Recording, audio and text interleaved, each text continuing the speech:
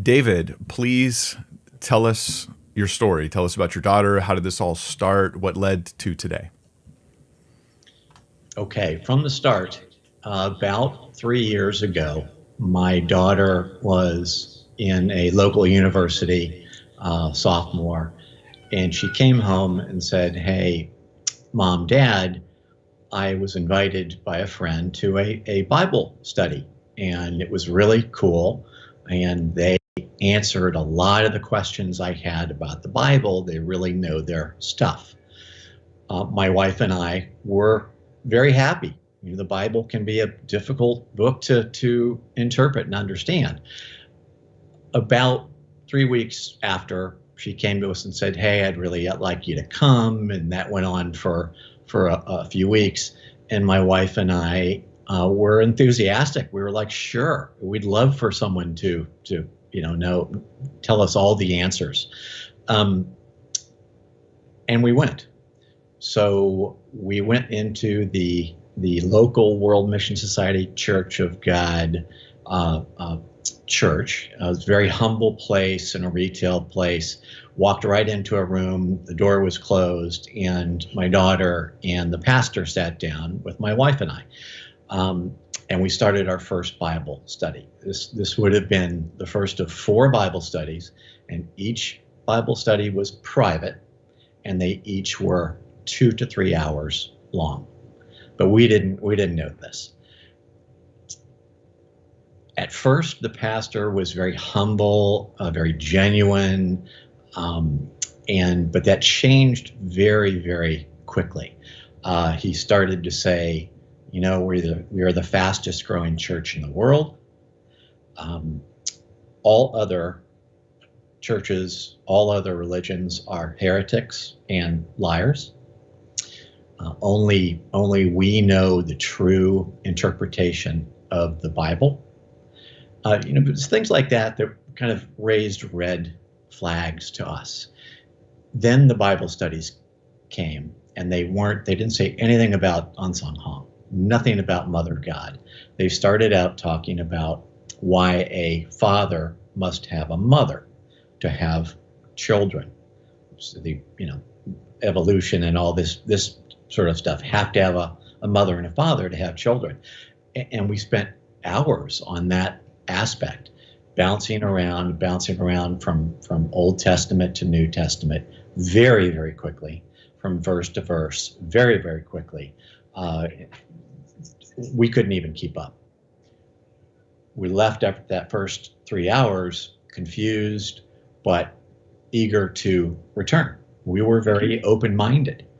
Went home, started to do some research.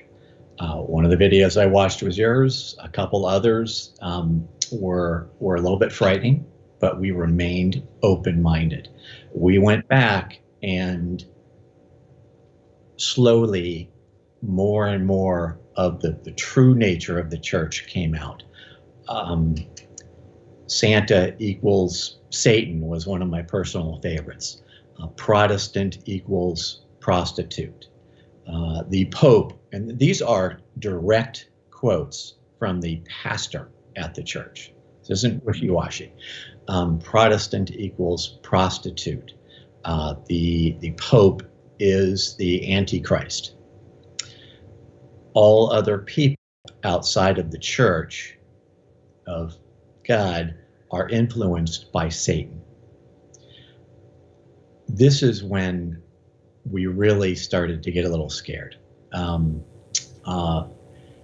We tried to talk to our daughter about the church, but she just kept on saying, "Oh, you don't understand. You need to come back to the church. All your answers will be, all your questions will be answered."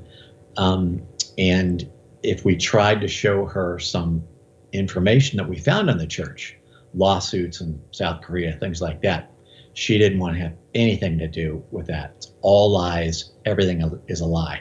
Even stuff that we hadn't shown her yet, it's all lies. So we started to realize that she had been prepared for this. That's when we got scared.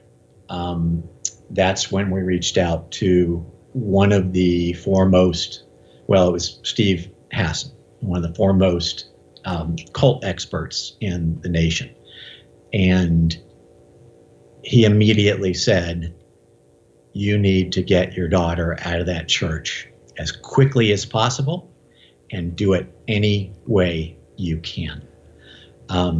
This group is one of the most difficult groups to deal with anywhere in the world, more so than Scientology and Jehovah's Witness and some things like that. So that's totally consistent. Everything you've said so far is totally consistent with other things I've heard, like over and over and over again as I've looked into this group. The extremely loving and gracious at first, quickly conspiratorial about every other group. It's all Satan, and then trying to create a lot of distrust with the whole planet Earth. Everybody is untrustworthy except for our little group. Private one-on-one studies.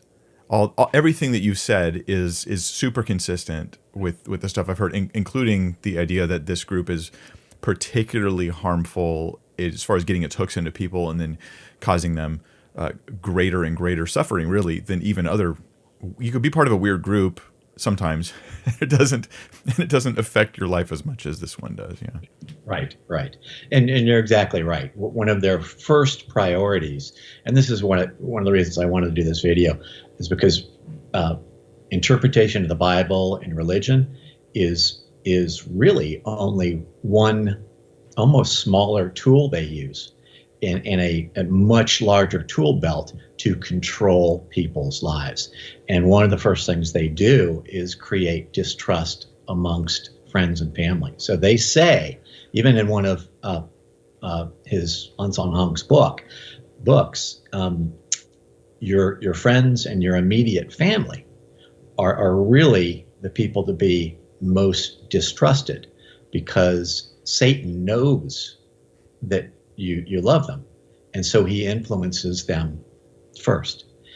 And it also with other pastors. We tried to bring in a local pastor, Christian pastor, and they said no, because he's influenced by Satan. So that's one of the first things they do, and it worked.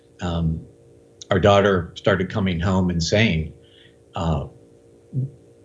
all the advice you've ever given me is wrong. I can't trust you. You don't know what you're talking about. And Mike, this was a girl that had an idyllic upbringing, everything she could want, kindness, gentleness, a good marriage, another sibling, loving sibling. And all of a sudden it was like a switch. You're bad people and you're going to hell. And then we enlisted. Let me try to continue with the story. We enlisted Steve Hassan's help, and I ended up spending a bunch of money. Wonderful guy, brought a good team of people in, ex-member, a biblical expert, and himself, and utter failure. They were so well prepared. They knew what we were going to do. They were 3 steps ahead of us every sense of the way, every step of the way. Just a second. I'm so sorry. Are you going to be quiet? All right, but if you would backtrack just a bit, you were telling me about the failure of what was really a good attempt at an intervention. Yeah. Sure. So we enlisted Steve Hassan and his team, biblical expert, Steve himself, and very well known ex-member. Met, talked strategies, great education, but like I said, they were 3 steps ahead of us every step of the way. So interventions, we attempted one intervention. We're going to bring our daughter somewhere else and like a vacation. And at first she was like, yeah, I'd love to do that. And then 3 days before we left, she came in and said, you know what? I've really thought about this hard, and I can't come with you. And we're like, what are Do you you think talking about? she suspected that there was? Yes. Yeah. No, absolutely no doubt. It happened to be around close to the holidays, and she was like, "Oh, you're celebrating Christmas, and that is a That's sin." pagan. Right, that's pagan. Exactly. Yeah, yeah. So the Church of World Mission Society Church of God, yeah, they say Christmas is pagan, Santa is Satan. Every church is doing it wrong, and none of them have salvation, because salvation is a way of observing Passover, observing communion, and we're not really going to make public how we do that. You just have to be part of our group. Right. Right. That's my impression from my reading and research on the topic. Now, when you say there were 3 steps ahead, could you maybe enlighten me? Like, what were some of the things that intervention attempted that just failed? Like, any specific angles they tried that didn't work? Most of it was communication, was appealing to her sense that we had raised her and loved her for 20 years and only wanted the best for her. And what, if you look at the scales, what would it hurt to sit down with us for a day or two and discuss this against the 20 years that we loved and raised and nurtured her? Mm-hmm. And which to you and me would be like, that makes absolute sense. Sure, I'll do that. But she wouldn't. And so that was one of the big failures. And the second one really was, she was home around the holidays, and we had prepared an intervention, and the whole thing was planned out. And we just said in the morning when she got up, hey, we'd like to talk to you about the World Mission Society a little bit, just for a couple of hours. You know, we have someone that would like to talk to you as well. Mm-hmm. She walked upstairs and literally in 60 seconds came downstairs with her bag. So she had her bag packed, and she walked out the door, and walked down the street and ran away from home. So there's more to it than that. But she went right to the church, and that was it. And the next time she came back, she packed everything and moved out. So was that the last time you saw her? No. So shortly after that, the pastor called, and he said, hey, I've got a teary-eyed, physically abused girl, and you got to understand why I'm laughing. That's just absolutely silly. That is here, and if you want to see her again, you've got to come to the church and see her. And that's the last place we wanted to go. But out of desperation, we went back. And it still hadn't sunk in yet. We were already way. This is what I mean by 3 steps ahead. We sat there and listened for a while, and eventually I said, I am sorry. I just have to be honest. I don't believe in a mother God. Right now, I don't know what I believe, but I'm amazed at what is going on here. And to my amazement, my daughter started attacking us along with the pastor, telling us that we were bad parents and that we were taking everything from her and doing her all this sort of harm and not being respectful of her beliefs. And at that point, we said, listen, we're paying for your college. All we want to do is sit down and talk to you. Give us a day, one day, or I can't see continuing to pay for your college. And she looked right at the pastor and said, I guess I'll have to get a job. And a week later, she dropped out of college. Now, how long had she been part of the group at that point? Like, was it months, years? See, that's an important question and one I cannot exactly answer. Okay. So I think she was involved months before she said anything. And I think she was already, I know now that once you go in, they baptize you. And then as soon as they baptize you, they take you and they say, here's the people you need to watch out for. Yeah. Mike Winger and the Examining World Mission Society, Church of God, mm-hmm. They are truly influenced by Satan. And so they're preparing their members very well. Yeah.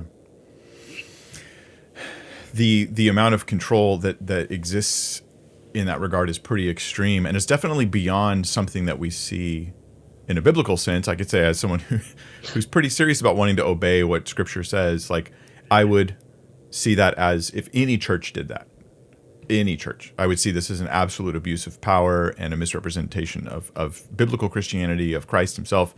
There just isn't that kind of authority in a church. But the thing is, with her, I'm kind of wondering, because you said you found my videos. Did you, because, I mean, just be honest with me. Hey, did you try something? You're like, hey, I saw this in Mike's video. Maybe this would help her to see, and it just failed? It's okay if that's the case. No ego here. We really just want to know what works and doesn't work,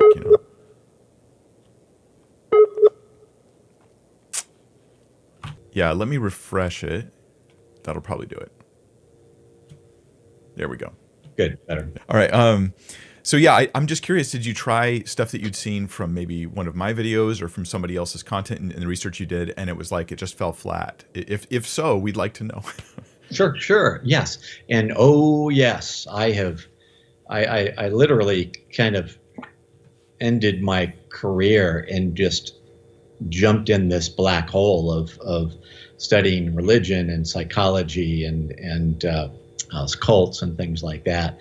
And that's where, again, it was an utter failure because, and this is what I wanted to communicate. There's so much else, but besides misinterpretation of the Bible going on here. There's the whole spectrum of cognitive dissonance and undue influence and thought reform and things like that, to the point where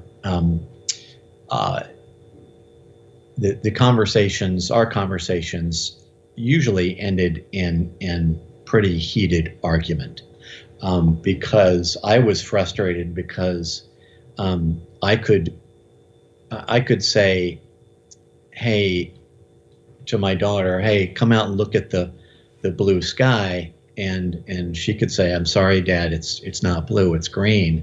And I could take her outside and have her look up, and she would just say, I don't care if I see, and you may be right, but it doesn't matter. I'm happy. So again, it's facts didn't matter. And that was incredibly frustrating. She had given up all her hobbies, all her friends, her schooling. She spent, she'd leave at 4 o'clock in the morning, come home at 11 o'clock at night. At first it was Saturday, of course, because it was Sabbath, and Sunday meant you were a sinner. But then it was Saturday, Sunday, Tuesday, Thursday, and then moving in with the church. So it just, and I would tell her this all was going to happen, and watch it happen, and she would deny it. So maybe I could put it this way: is at least in her case, and in probably a lot of people's cases, it's not that they're convinced.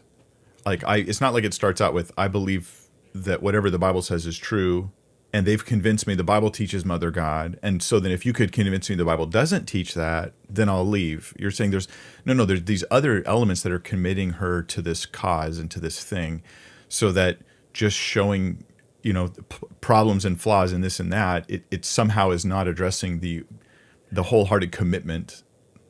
That's not rising from a biblical faith or something like that. It's rising from somewhere else. These other elements. Right. And I think that you could say that if you misinterpret the Bible, they do arise from the Bible, but it is, for instance, fear of being condemned to burn in hell forever.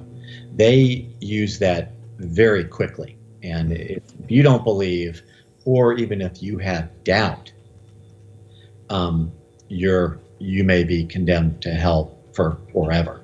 And and then it's shutting down the concept of cognitive dissonance, where when people have conflicting thoughts and ideas, it makes them think, it stops them, and they think about it and they kind of push it to the side because they want to believe what they want to believe.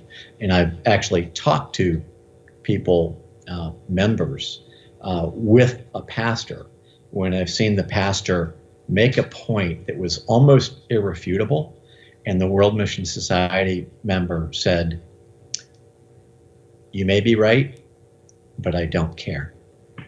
That right there is the ultimate. His cognitive dissonance is gone. He doesn't question anything.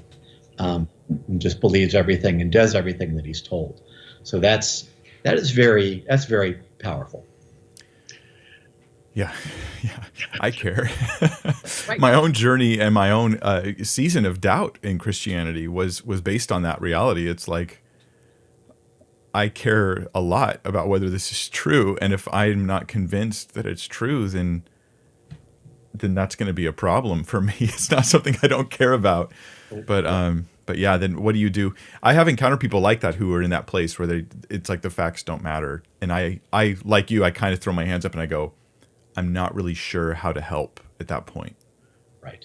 And that's what we were left with. We were left with a daughter who had put us as a family way down the list of respectability, and someone that wouldn't listen to anything that we said after 20 beautiful years, and we just couldn't understand why, until we started to understand more about undue influence and elements like that. And that's where the only thing I can say now is we try to just love her. I can't talk about the Bible. I can't talk about her life. I can't talk about inviting her anywhere for a vacation. Nothing like that. All I can do is try to love her and hope that she finds her way out. Yeah. Do you still have contact with her? Yes. We went from seeing her 4 days a week to maybe once every few months. She'll come over for dinner or something like that. We know that it's amazing. We know that it's scripted many times. So I'm on this World Mission site, and we'll get notes that, hey, all the children are coming over for dinner during this week, and it's like, they're saying, okay, go visit your parents so we don't get a bad, a bad review on the web or something like that. There's so much to talk about right there. Let's talk about a little bit of it. Sure. First, if you would, please help the viewers to understand that you're not the only parent whose this has happened to. This is like a very reoccurring thing that's been happening with families. Could you enlighten us about that, please? Sure. So one of the best things that happened is I did get involved with the examining the WMSCOG website, and there's hundreds of people on that website, ex-members and family members, and I now am in contact with probably 100 different, probably 50 different family members and 50 different ex-members. And the family members are fantastic for my wife and I and my other daughter, because my story is easy compared to some. you've got parents who have spent hundreds of thousands of dollars being sued and being taken to court and just going back and forth, losing their kids, having their kids give all their money to the church, and coming out broke and unable to fight back. So the church has this is something I didn't know. So the church has actually encouraged kids to sue their parents so they could give the money to the church. Well, I can't. That's a little bit speculative. Okay. But there have been many lawsuits where the church has sued the ex-member and then actually lost, and the ex-member is now suing the church. A couple cases where I know the ex-member and the family has spent hundreds of thousands of dollars, literally hundreds of thousands, up to the millions of dollars, fighting the church. Wow. For various things. I got off easy when they just filed a complaint and had my first video on them taken down. You're right. You're absolutely right. And that's one of the things I always advise. You should always say, this is just my opinion, because they are very litigious. And that's it's my opinion that they use the law to immorally oppress people and try to steal money from them using the legal system. That's my opinion. Right. And I've had a number of people who came out of the woodwork to like warn me when I first started doing content on them. And they were like, watch out, Mike, they'll come after you. And I did try to be careful with how I presented the content. So I thought, let me not give them an excuse, Yeah. You're right. And you get busted for picture copyright or something, right? I don't know. That's yeah. And so at any rate, there's a wonderful support group of people that are there for ex-members or people who have questions, and the just stream of consciousness. I asked a couple of the ex-members, what's the worst thing about the World Mission Society? And I thought it was going to be, well, I gave them all my money, blah, blah, blah. They always say the same thing. David, I wasted 5, 10, 15 years of my life. So there are people today that got in when they were 20, and now they're 35, 40, and they're just starting a family, or they're just starting college, literally things like that. And that really is the saddest.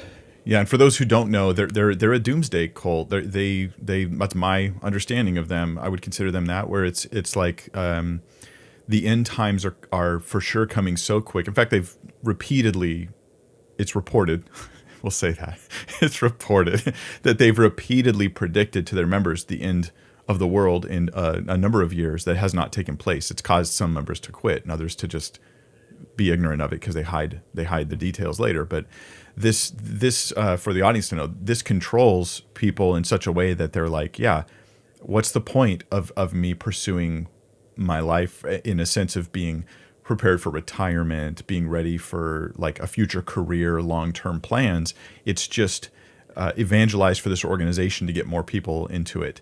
And that's pretty much the whole goal, except the organization is a fraud. And so it's the worst kind of spiritual abuse.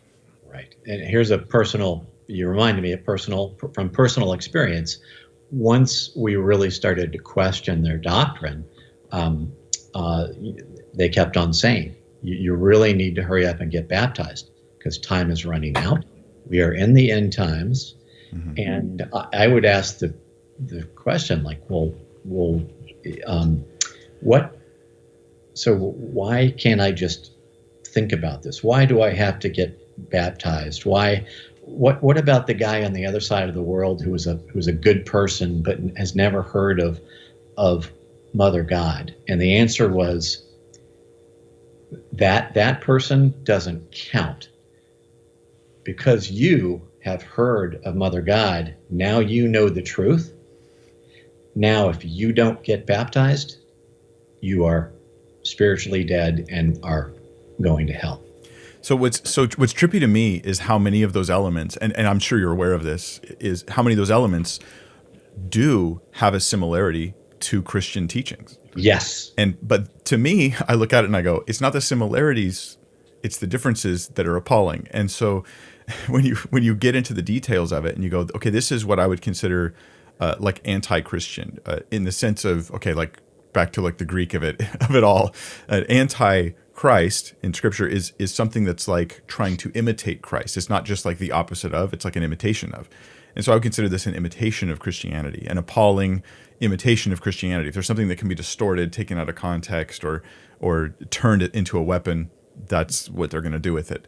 And the end result is going to be that it gives, especially to people like you who've gone through the ringer, it gives all of Christianity a bad name, in my opinion. It does, and you're right. And they prey on people like me or my wife. Or we're not biblical experts. We're just try to be good people. And to your point, I don't like to use the word cult anymore. I use high demand religion versus mainstream religion for one specific reason. I called the church a cult when I spoke to my daughter, and she turned around, she said, "Dad, if my church is a cult, aren't all religions cults?" And I said, "Absolutely not." And she pulled out a dictionary and showed me the definition of cult. Mm-hmm. She got me. Yeah. If you see the Oxford, definition, you can go, "Oh boy, Christianity's a cult," and that just another head spinner. Yeah, this is actually a common thing, and maybe I should stop using the term cult because it confuses people. So, there's dictionaries like Oxford Dictionary, right? There's also theological terms that have special meaning in theology, and so when I talk about the word ecumenical, it has a special meaning within Christian theology, but it has a different meaning probably in secular terminology. The word cult does as well. Cult in secular terminology refers to basically a religious system that has like rituals of any kind. And so it's not even derogatory. Right. In Christian theology, it's often used to refer to something imitating Christianity that is not true Christianity. And usually those are high demand, as you say. But yeah, I get it. It really is just different usages of the word, but I get how that would have been like a, ha-ha, gotcha, Dad, kind of moment. Yeah, the gotcha moment. And and the high demand is where the danger really comes in. I mean, if I miss coming to church on Sunday, I don't get a call from Mike Winger saying, "Where the heck were you?" If I come in and I give $10 at your church, I don't get a call from you saying, "You make more money than that. Give me more." And that's really, really what they do. It's very. I can tell you, as a pastor at my church, I've been there for many, many years. I literally don't even know who gives. I wouldn't even be able to look out of the congregation and even have a clue who gives. Yeah. And that's the way we like it. Right. Well, and this is the thing with World Mission. We've seen the ex-members have their old sheets where it gives names and how much they gave, how much they didn't give, not only how much they give, how much they pay for food or they pay for the electric bill at the church. And I know in the Bible it says give 10%, but I think you've talked to one of the ex-members, Kelsey. She mathematically figured it out. She was giving 40 to 50% of her gross income to the church. I would argue that 10% is not even a biblical requirement for Christians. Okay. It's a reference to Old Testament, but that's another issue altogether. But even still, 40 to 50% of your what seems clear to me is that that's what they're really ultimately after. Yes, money and power. Sure, yeah. And that's clearly what we've seen. I have seen firsthand the arranged marriages, and just another to Korean people who don't even speak English, firsthand. which is just another element of control. And they want two things. They want your money and your time, and they're using that time to go out and just dial for converts, to convert as many people as they can as quickly as they can. And it's systematic. So I'll just throw this out there. You're saying you're an eyewitness to arranged marriages where somebody who's not from the U.S., they're from Korea, they're brought over, they're part of the group, in Korea, the Church of God in Korea. They're brought over, and then through the instruction of the leaders, it's suggested, at least, that you marry this person, and they marry them and they don't even share a language. Right. Yep. Yes. And that, I'll have to say, in my opinion, but I watched this happen in the church on a couple of different occasions. So, yeah, and it's been widely reported from other people as well. This would be confirmatory, in my opinion. Now they deny all these things. They say this doesn't happen, and it may not happen in a local Zion, right, where they call them their groups Zion. It may not happen in their local place. That doesn't mean it doesn't happen anywhere. Right. And it may not have happened in the past couple of years. Doesn't mean it didn't happen before that. But the other thing that, there was something else you mentioned I wanted to touch on. It was just the repeatability of this stuff. This church, this group, more than any group I've ever seen, is learning to have a repeatable, systematic formula for how they first initially get somebody and then turn them into like a real devoted servant of the group. And it starts with, the first meeting where they're going to try to stumble you up a little bit on, show you that you don't really know much about the theology or about what you believe and what's true. Then they're going to bring you in. They want to baptize you right away. Then they want to alienate you from all other religious influences or authorities in your life, like parents, by starting to warn you against them, like saying to Satan, everybody else is apostate. And yet you still don't even know what they really believe. Like you said, the whole Ansang Hong thing, who they believe is the second coming of Christ, who's also the Father, who's also the Holy Spirit. It's all muddled. But they believe that this guy, is their founder and the one who brought salvation back to the world, right? And yet you guys didn't know that this is like the Christ of the group. How long was it till you even heard about Ansang Hong? We never did. And I wanted, you just said a big mouthful, and I want to back up. I tend to do that. That's okay. The first question they ask when you walk in the door is, do you believe in the Bible? Mm-hmm. And most people say, sure. What I don't think most people realize is anybody can interpret the Bible to mean really anything they want. There are a lot of denominations out there, some mainstream and some high demand religion, but that's the first way they go, okay, if they believe this, we can start to spin our interpretation of the Bible into this belief system. And that's the first thing. The second thing they'll say is, let's talk about the Sabbath. So, originally the Sabbath was on Saturday. Mm-hmm. Do you know why it's now on Sunday? Because Satan got in there and he jiggered with it. And as you know better than I, there's been a lot of argument in the world about that point. So they latch on to truths, anything they can even think they can latch onto, they latch onto to get you to believe, and then they elevate it. They'll say, then they start to say, here's where the Catholic Church went wrong, here's where the Judaism went wrong, here's where Islam went wrong, and try to pull you in slowly, and then continue to elevate it to the point where they got you, and you'll believe anything that they say. It's a very slow, deliberate, and sneaky process. And for us, it's changed now. For us, they did not talk about Ansang Hong. They did not talk about Mother God. We found out on the web and came back and said, is Mother God alive, and a Korean lady alive and living in Korea right now. And they were kind of surprised. First thing the pastor said was, don't ever go on the internet. If you have any questions about anything, come to me. You're eating from the fruit of the knowledge of good and evil, the tree, if you go to the internet at all. Right. Except you can go on their web pages. So, and that's another part of isolation. They try to isolate you. They're having private Bible studies. They're telling you to only talk to them. At the same time, when you're around the people in the church, man, they are saying you're the greatest thing since sliced bread.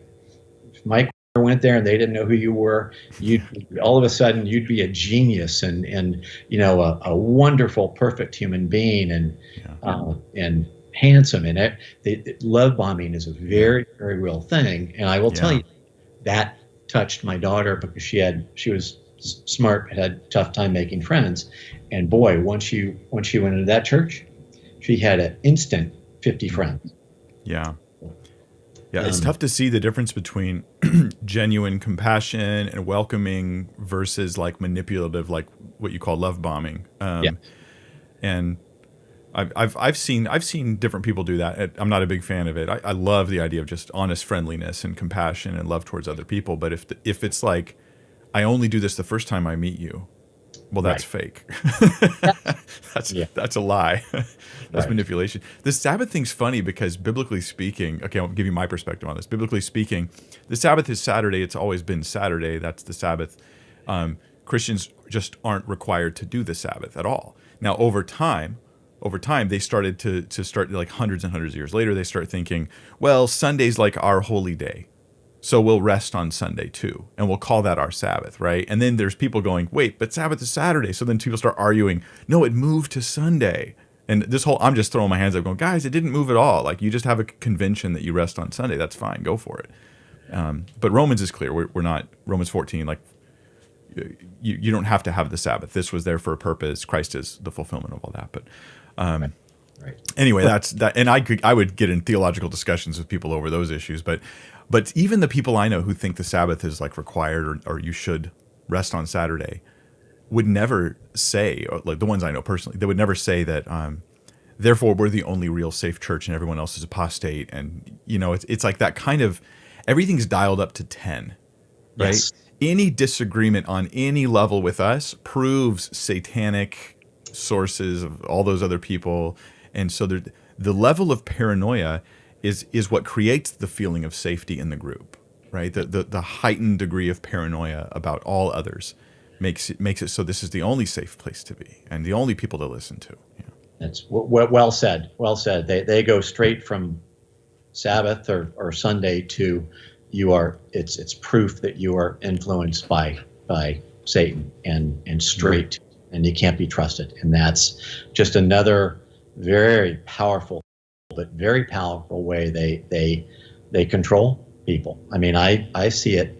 My wife and I see it every time our daughter comes over. You can see that fear and that distrust and the cognitive dissonance. She knows that we're her parents. She knows that we love her to death.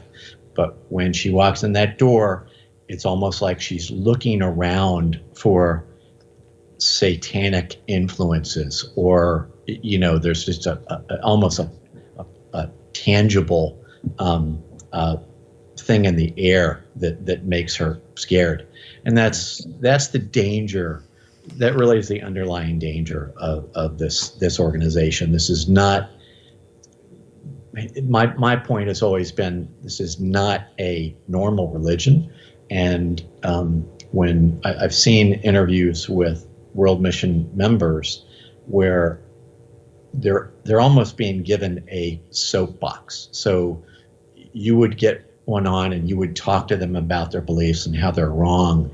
And on the surface, that's fine. But what you're actually doing is you're giving a dangerous group a platform to touch other people. And so there's a lot of conflict in my mind about,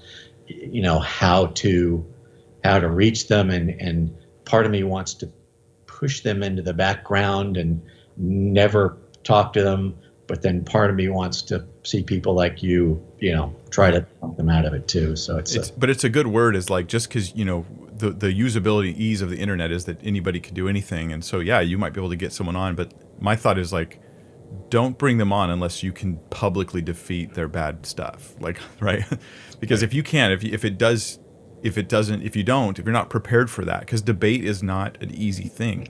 No. And there's all kinds of things other than facts that influence debates. And if you're not able to, debunk their perspectives that they're preaching, then you don't want to be promoting it by having them on. It's not safe. It's not safe. It's going to be a win or a lose, one or the other. Yeah. Right. And that's sad, because I think with a guy like me and a guy like you, who the reason you have a strong faith is you've had a lot of doubts. You continue to have doubts, but you think through those doubts. Mm-hmm. If you debate a World Mission Society member, they don't have any doubts. They are scripted. Their leaders have told them to get on and do this debate, and they're not going to give one. It's like I said before, facts don't matter. They're not going to give one inch, even if you make the best point you can. And their goal is to just say, hey, sorry, we know the truth, whether you think it or not. Come join us and truly be saved. So. Yeah, and I can feel your frustration. It's like you're saying there isn't a silver bullet here. And so would you, like, going back, looking back with the perspective you have now, like, you didn't know what you were getting into initially, and then you just had to find out by living it. Would you go back? Would you do anything differently? Yes. Yeah. So tell us about that. Like, and this is angsty. I totally get that. But this is because somebody might be listening right now who's at the beginning of what you went through, right? And it might help them to know. Right. So this is simple but profound. I would have taken some of the cult experts' advice, and immediately, once I realized what was going on, I would have done whatever I could have done to get my daughter away from that church. And I don't care whether I had to lie, cheat, steal. Number one, get your loved one away from that church, and to some sort of counselor, whether it's a local pastor or a psychologist or something like that. Because the longer you wait, and this was drilled in my head, the longer you wait, the longer they get indoctrinated, the less likely you are to succeed. And I'll give you an example of a success story, but it's a little bit frightening. A guy I know got his daughter out, didn't quite kidnap her, but got her in the car and drove her to New Jersey from California, and got her to talk to some people, got her out of the church, got away. 2 months later, she came to her father and she said, "Dad, I want you to know something. When I told you I was out of this church, I was not. I believed everything that they told me. My decision was that I would rather live in hell with you and the rest of my family than be in heaven without you." That was very, very heavy to me. And I've talked to a lot of people that have said, when I left the church, I still believed the doctrine. I was just worn out. They worked me too hard, or they, made me really angry, or something like that. It took them months and years to understand that the doctrine was bad too. Yeah, I've seen comments from people who are like, and gotten messages from them, "I'm not part of the group right now because I haven't been attending. I'm not being faithful. Like, I'm a bad person," is how they feel, right? Right. But they still believe it and they're still defending it, and it's just the most. It's almost like it helps them that it's so irrational. Right. And yes. They just embrace it. And And Oh that's man, real life is often very messy. This is incredibly real and incredibly messy. yeah. And so your thought then for parents is take extreme actions, take it as seriously as you possibly can right now. For loved ones, you have someone you know that's in this, do whatever you can. Now, that could potentially just make things way worse, right? It could, but you've got to remember that if you don't, they're still being indoctrinated. And number two, they've been told what's going to happen. Your parents are going to do this. They're going to try to, you know, steal you away or kidnap you or whatever. And I'm not saying break the law, but Yeah. Every time that they go to church and say, "Wow, you were right. My parents want to take me on a vacation or get me away," that proves to them that their doctrine is true. So prophecies are being fulfilled. Yeah. And perhaps giving the warning, we're going to do this, we're going to do that, is undermines those very plans, because they're being warned on the other end. Watch out for this. Yes, and that's keeping them, just pulling them deeper in. And the second thing I would highly advise, it's very difficult, is not to get angry. So when you see your loved one being so nonsensical or irrational, and they're intelligent kids, you're kind of like, you smack your head and you go, what are you talking about? How can you believe this? And it's almost like I had some heated, angry discussions with my daughter, and then my wife takes over and she gets so frustrated, the same thing happens. It doesn't do any good. You really, the biggest piece of advice I can give is just love them. Keep that contact, because if they know you're pushing back, if they know you're argumentative, the church will tell them, you know what, why don't you just stop seeing your family so much? Take a few months off. Don't go on any vacations. And that no contact is just that. You have no way to be a part of their life anymore, and that sucks them into the church even more. So, yeah. Wow. So yeah, good. That's good counsel, good advice. Stay calm. I'm sure that was hard earned knowledge. Yeah, sure. It was. And the last piece of advice I can give is arouse that cognitive dissonance. And this has been difficult, and it has arisen in me from understanding more about biblical doctrine and religion and things like that. And this speaks directly to what you were talking about. You can see links between the World Mission Society, Church of God, because after all, they call themselves Christian. So you can see those links, those little bits of truth that they use to catapult their misinterpretation of the Bible. And in some ways, sometimes I'm kind of now on the fence religiously, and I'm sure you can understand that.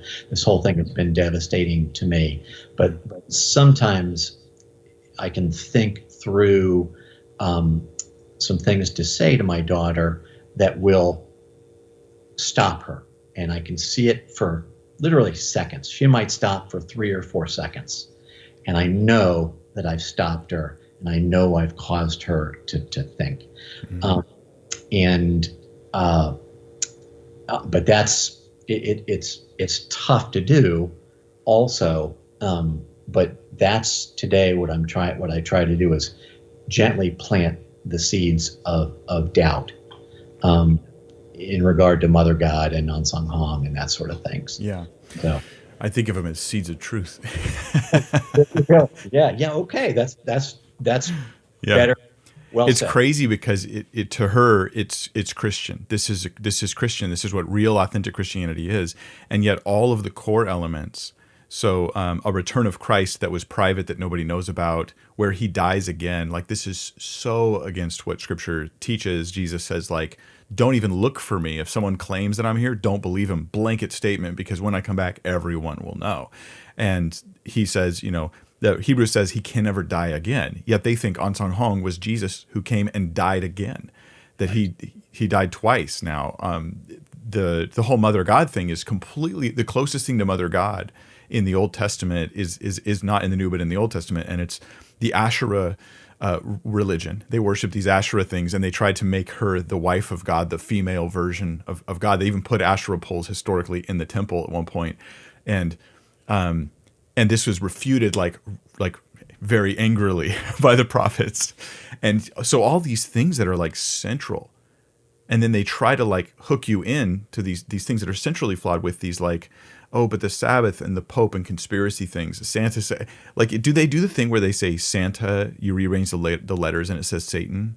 Yes, that's what I meant by Santa equals Satan. Yeah. Oh my goodness! Like, yeah. Got angry at the pastor, and yeah, I said, "You have got to be kidding me! This is the most ridiculous thing I've ever heard in my life." It is. Dog and God, apparently. Right.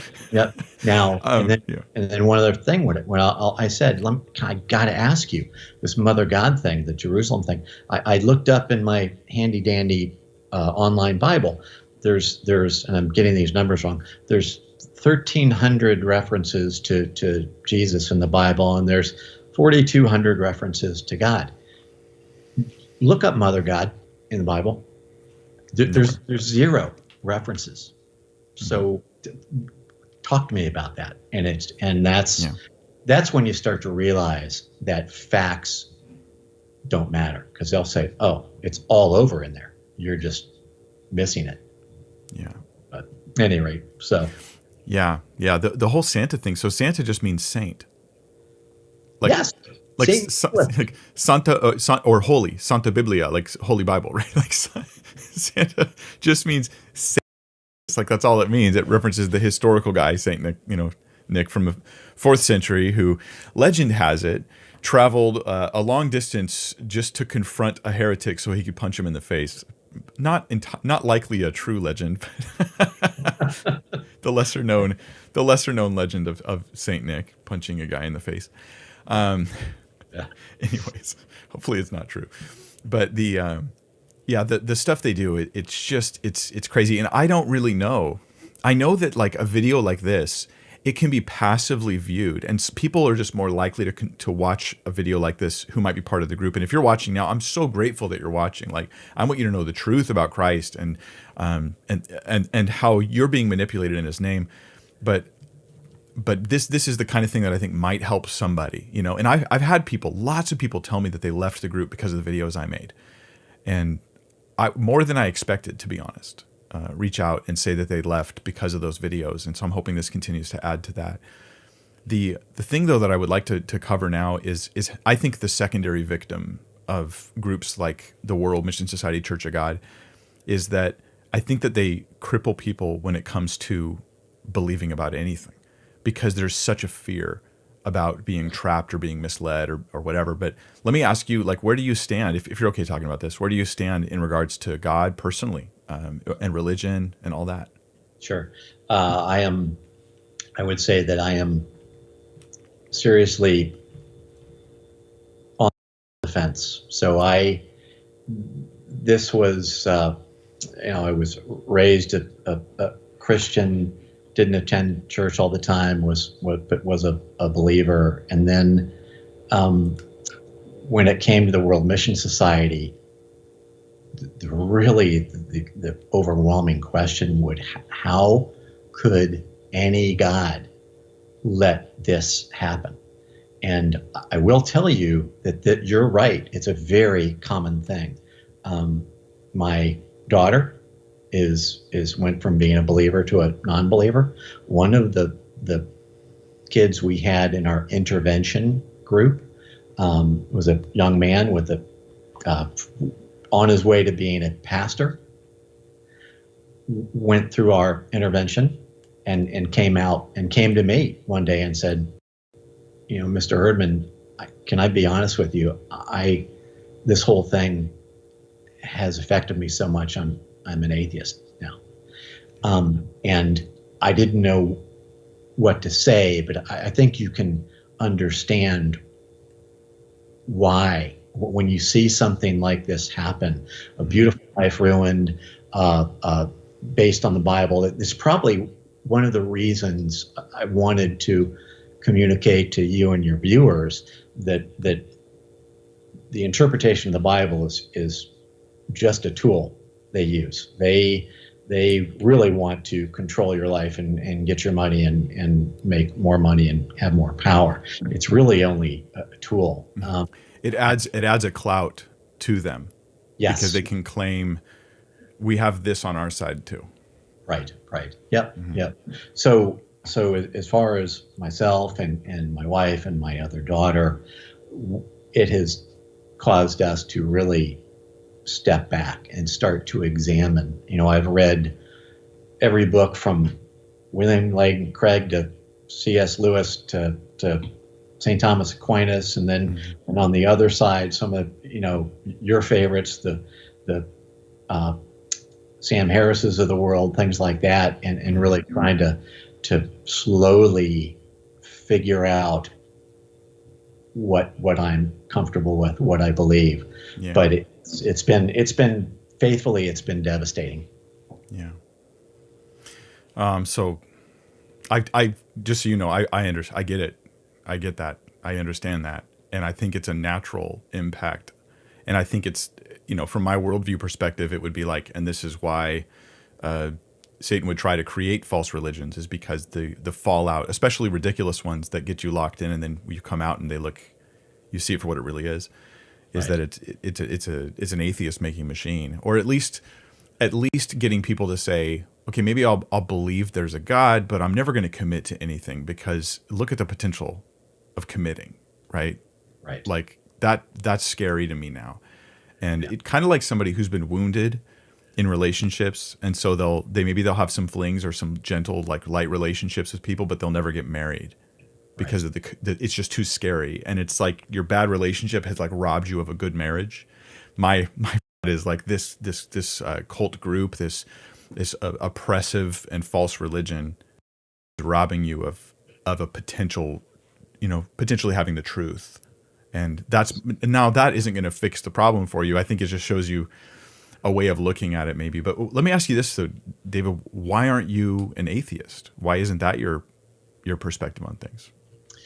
I would say that I might actually be leaning a little bit that way, more of a lack of belief than an absolute atheist, if that makes sense. I really haven't delved into the exact definitions, but I want to believe in a good power guiding the world. And your point is very well taken. If anything, I've gone from being religious to, I guess you would call it, a deist, kind of a believer in a higher power, not so much organized religion. But what happened to me in my search may help. When I first found out about all this, I decided, well, I'll just figure out what religion I am, and I'll talk her out of this. And so I went, and I was very open-minded. I was like, you know what? Maybe I'm not Christian. Maybe I'm Jewish. Maybe I'm Muslim. Maybe I'm a Buddhist. Let's go figure it out. And what I found was I had to go back all the way to the first forms of religion and try to think about it that way. And along the way, to be honest with you, I read a book by Bart Ehrman, and that smacked me upside the head. And that's really where I started to question, and I thought, wow, I really need to. So then I would go out and read Defending Your Faith by William Lane Craig, and then I would go back and read Sam Harris, and that's kind of where I'm trying to look at the whole spectrum of options in an unbiased, logical, unemotional way. So Yeah. Um, Yeah. yeah. Although none of us can really be any of those things, truly. Right. Right. But we try, and it's important to try to be thoughtful and reasonable and all that. But these issues are too big for us to have no emotional feelings about them. At least in my experience. Then You're right. You're right. Yeah. You're right. And that may be why the answer to why I'm not a total atheist. I want to, like I said, I want to believe that we're here for a reason. I want to see my parents again, or my grandparents, or a host of different reasons. I want to believe in a good power for the world. So, and that is what that's why I differentiate between high demand religion and more mainstream religions. Why I say I don't think you're a judgmental man. You're just trying to help people find the truth and do good for the world. And I think that's wonderful. Yeah. So at least, and I wouldn't be offended by that, but the way I see you, you would look at me and you think, well, he's bringing a net positive benefit. so that'll be acceptable. We'll allow that. Plus, if at least people listen to me, they wouldn't be part of that stuff, right? The high demand. Hopefully, if you listen to what I'm teaching, you're going to have a better relationship with your parents and not a worse one.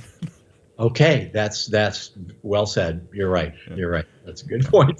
Yeah, but I'll tell you though, for me personally, it's not at all good enough. Like, it's got to be true. It's got to be true, or I cannot do what I do unless I really think it's true.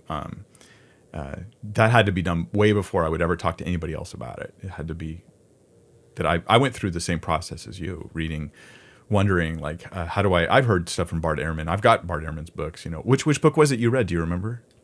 I think the first one was Misquoting Jesus. Yes. Oh my goodness. So my opinion is that his books are incredibly misleading, and that he's very misleading. Now, it doesn't mean he's just lying. It's not that. It's not what I'm saying. That would be a different thing. It's that you walk away believing things that he doesn't even believe because of the way he couches his terms. So in the appendix of Misquoting Jesus, when it was first printed, there were these follow-up questions. If you have an early printing, you should have this in there. And the follow-up questions were like, how different would the Bible be, than the one we have now originally? And he says, oh, it's pretty much the same. And that was like such a shock to the readers that the publisher said, let's take that out in the next edition, because it's like sort of combating against the expectation you created with the rest of the book. That largely we haven't had changes. So weird stuff. I don't know how into it you got, but weird stuff like he has a view about how Christology changed over the first 200 years of the church, but his view is based on a variant reading in Luke that like almost nobody agrees with him on, and so like his whole view falls apart if he's wrong about this one thing, that he's like one of the only people that says that. But the reader doesn't know this. They don't know that this little piece in his puzzle, the whole puzzle falls apart without it, and he's completely alone just about in his views there. But gotcha. Anyway, I wouldn't expect to change your mind over our discussion here. But if you're interested in something if you're even interested in pursuing this stuff more, Dan Wallace did a public debates with Bart Ehrman. And Dan Wallace is a brilliant New Testament scholar. He is, brilliant and highly respected in the secular world. Like if you learn Greek, you're reading his Greek grammar, right? Like he's the guy that wrote it. Really brilliant, really highly respected. And him and Bart Ehrman did a series of debates, and you can find them online for free.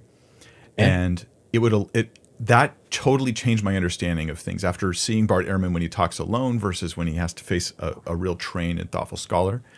I know William Lane Craig treated his stuff, but he didn't give it the treatment that it needs because it's not his field, right? So William Lane Craig talks a little bit about things like variance and stuff like that.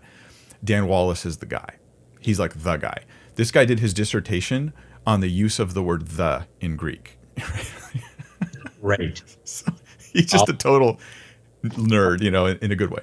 I'll be watching his videos tonight then. And I know I can see by talking to you that one thing that sticks in my mind is someone said a faith unchallenged is no faith at all. And I'm okay with that. I want to, I want to challenge myself and see what I think. So I agree with you.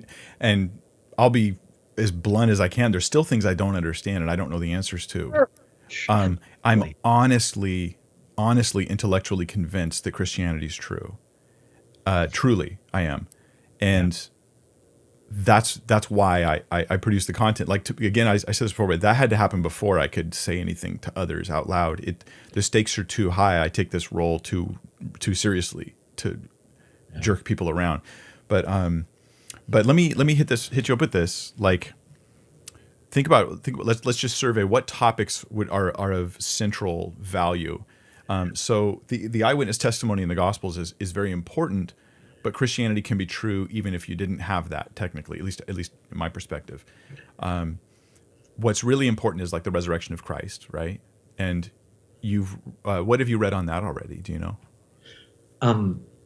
So I will say the thrust of my research and reading has to do with, just being honest, more fundamental, foundational. Is there a God or gods?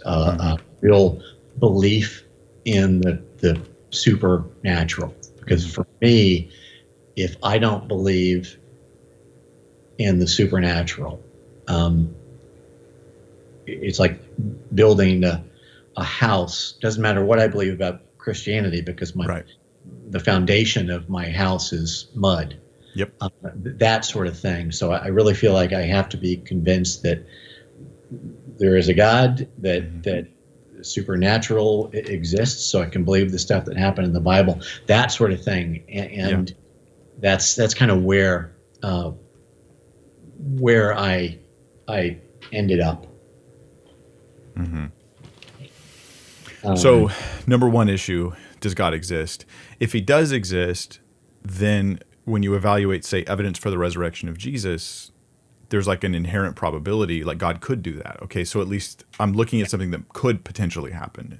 Yes. Whereas if you don't believe God exists, then, and so that's Ehrman's thing. He says that the reason why the evidence for the resurrection of Jesus doesn't matter is because, and he would say, as a historian, you're not allowed to conclude supernatural things.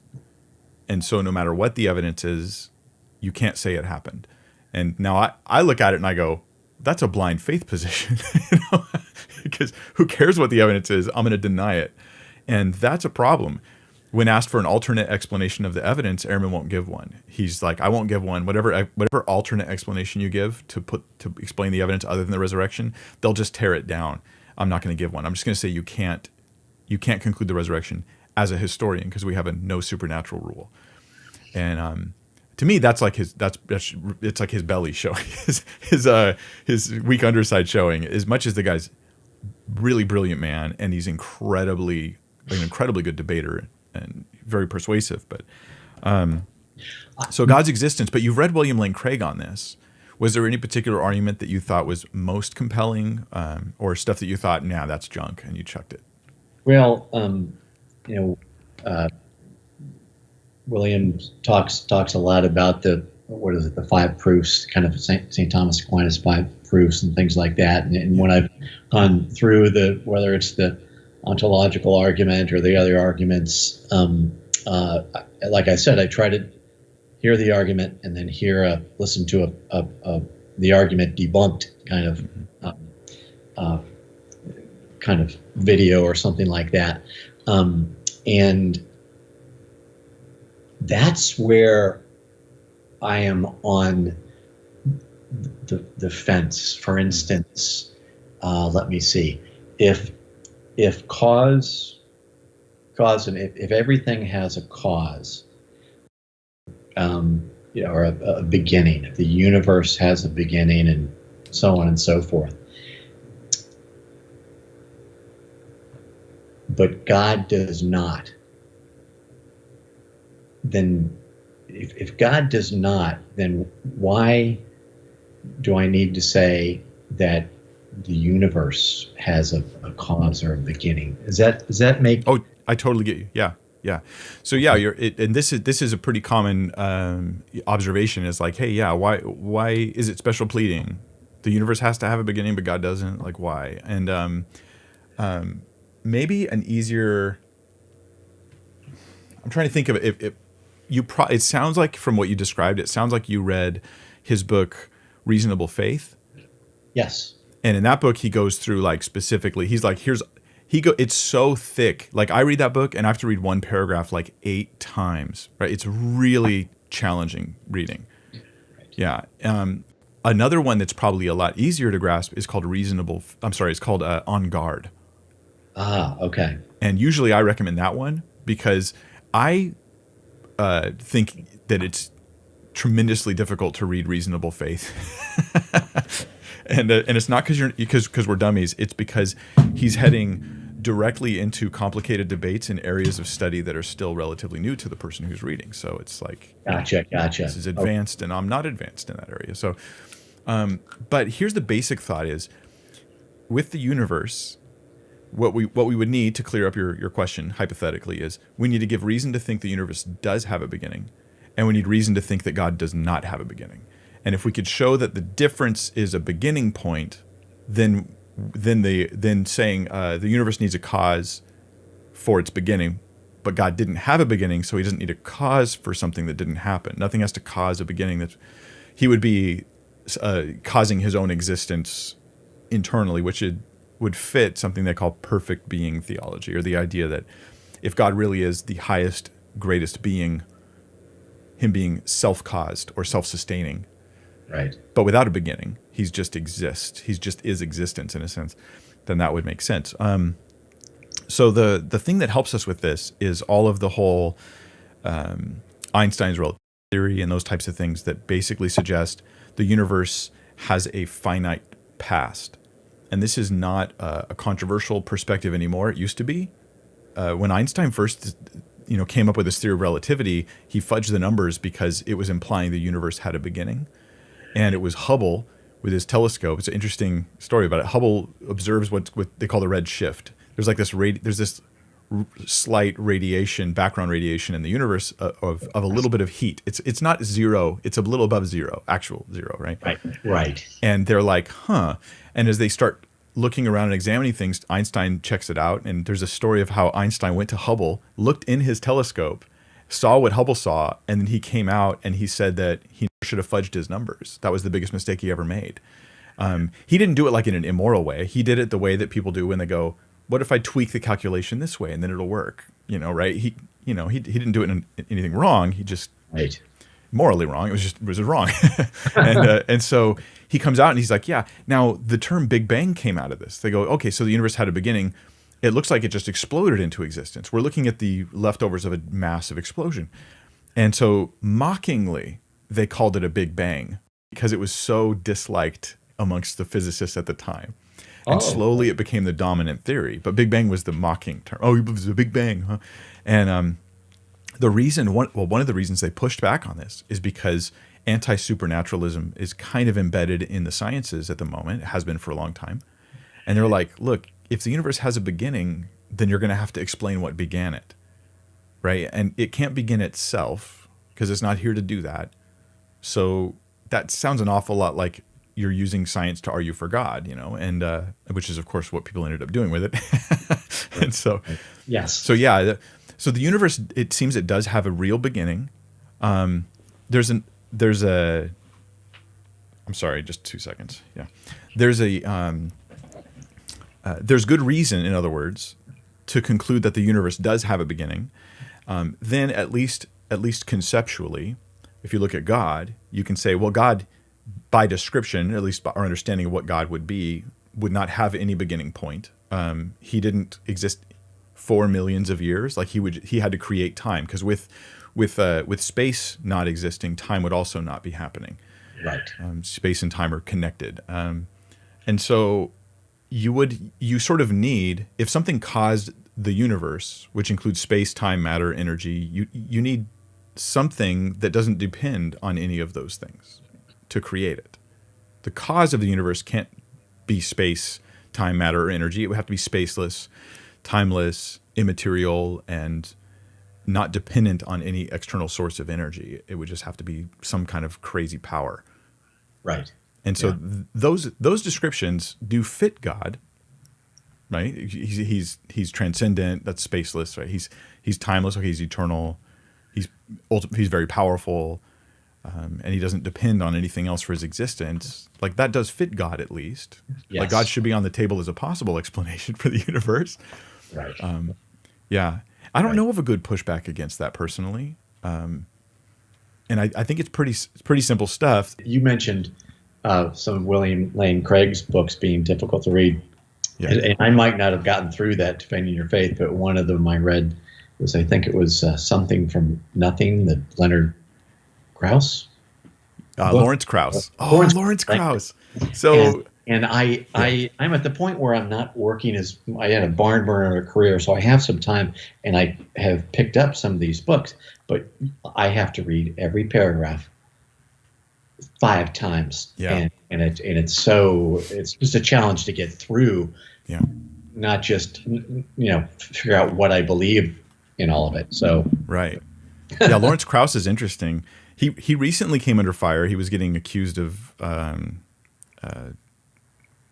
sexual inappropriate behavior with some of his fans, but that's beside the point. The thing with Lawrence Krauss is he defines, okay, so he wants to say the universe comes from nothing, but he redefines the term nothing to mean a quantum space, right, that's full of energy and potential energy and all kinds of activities that are going on in this quantum space.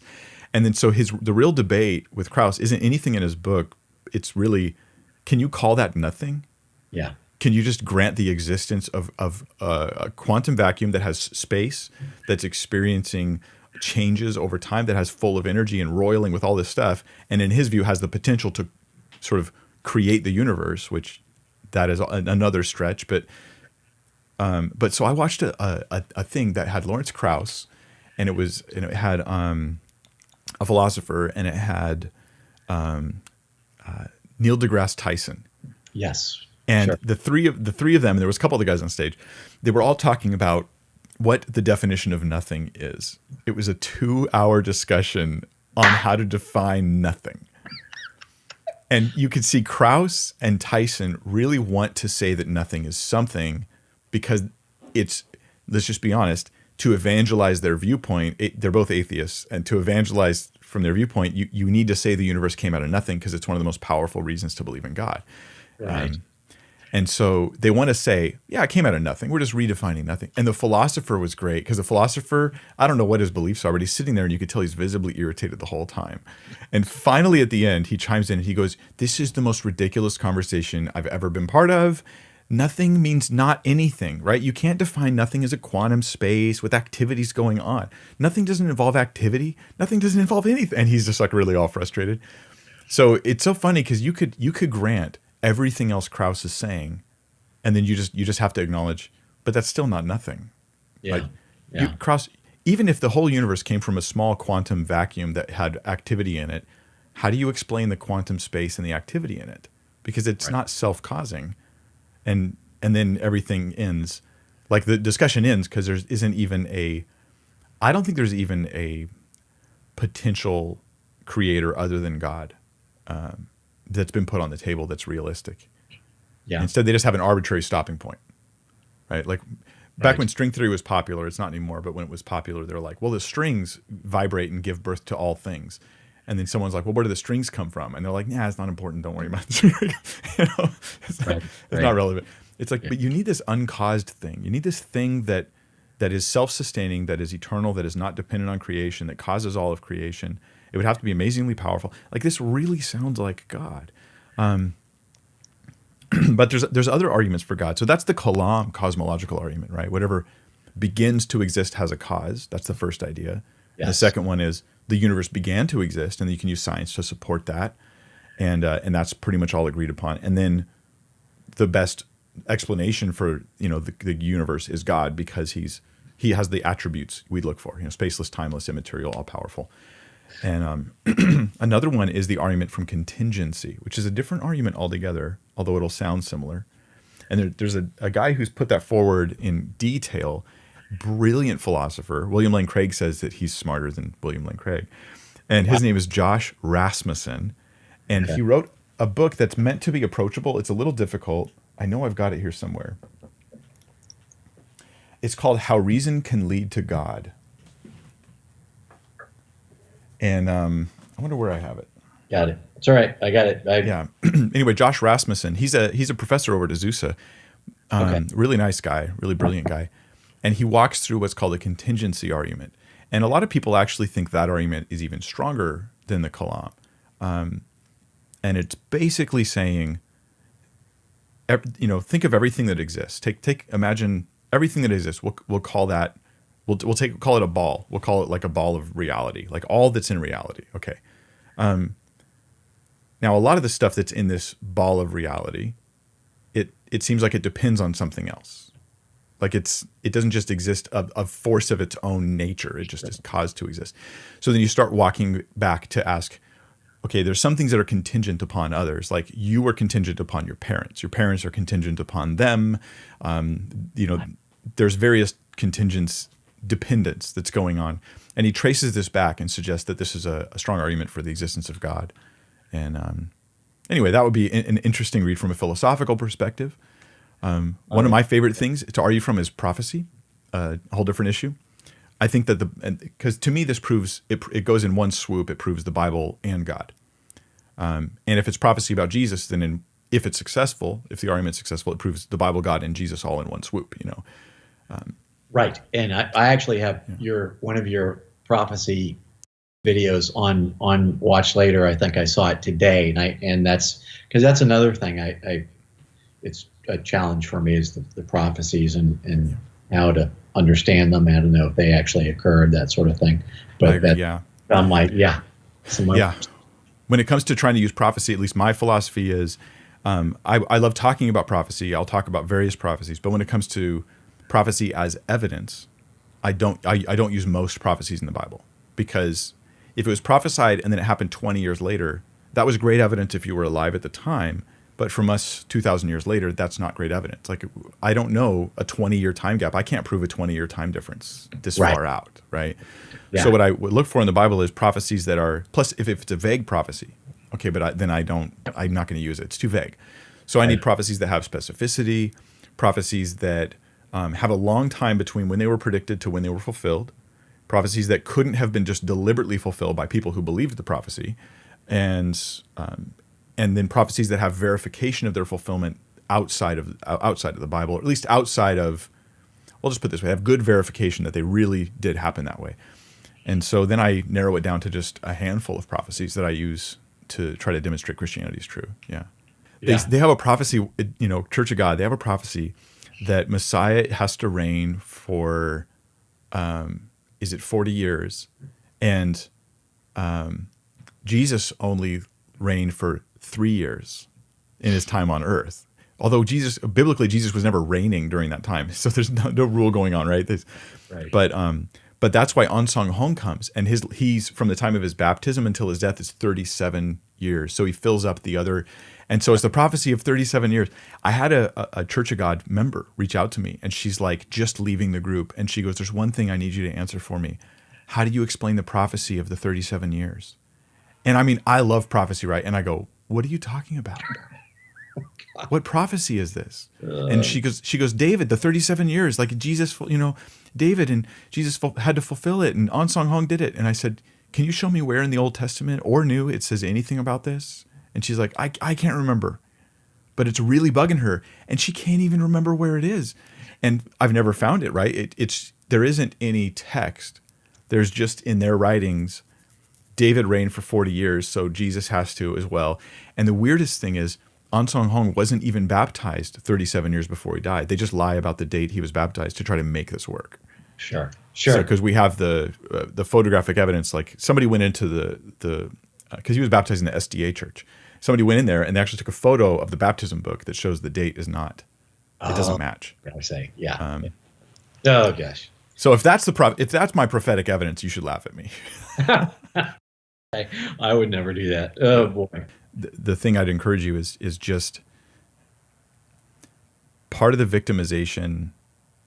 This I've seen over and over again now. I've just recently realized there's a pattern to it. I don't know if you saw the Ravi Zacharias scandal stuff that's gone on, but that stuff is.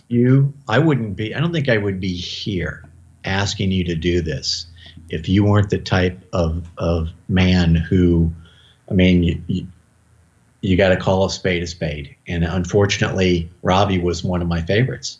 Yeah, but he's human just like everybody else. And so, yeah, I commend you for doing what you did. Yeah. But you know what I see in the comments occasionally on that video that I just did is people saying, I feel like I can't trust anybody anymore. I feel like I can't trust any church or any leaders or anyone. And I think to myself, you're still the victim then of what he's done. Because it's definitely not true that you can't trust anybody.